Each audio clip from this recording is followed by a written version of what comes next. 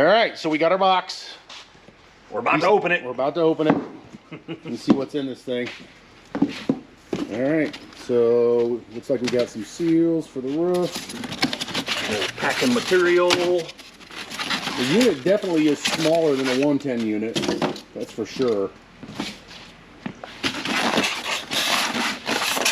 And they are lower profile than a 110 unit.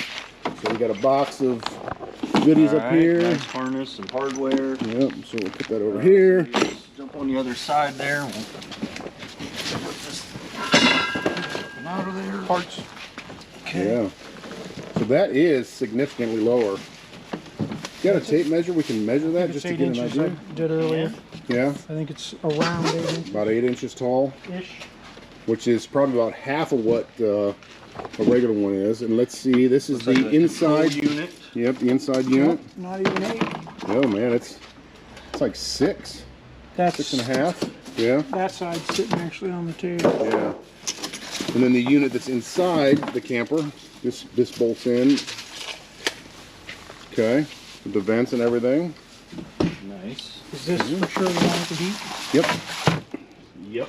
Yeah, so this unit not only has air conditioning, but it's got heat. So the deal with the camper is the air conditioning was out. The heater, we removed the lines when it was overheating. We cut the lines because we didn't know what was going on, if that was causing it. So this unit's got the heat built in. Not that we're gonna be driving this thing in the winter time, but it basically makes the roof unit do everything. So let's let's take the cover off of it and check out what's in the inside of it. Let's do it. I'm hung up on there.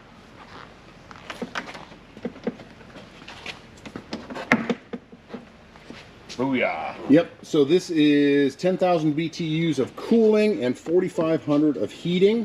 It's inverter technology. And if you have a 600 milliamp hour battery, this thing would last 10 to 12 hours of cooling at night. So you wouldn't even have to be hooked to anything. This would actually be able to cool your RV all night just on the battery. So it's really efficient. Brushless DC motors for the fan and for the compressor, as I understand it. It uses copper coils, not cheap aluminum coils, so that you get the best thermal transfer.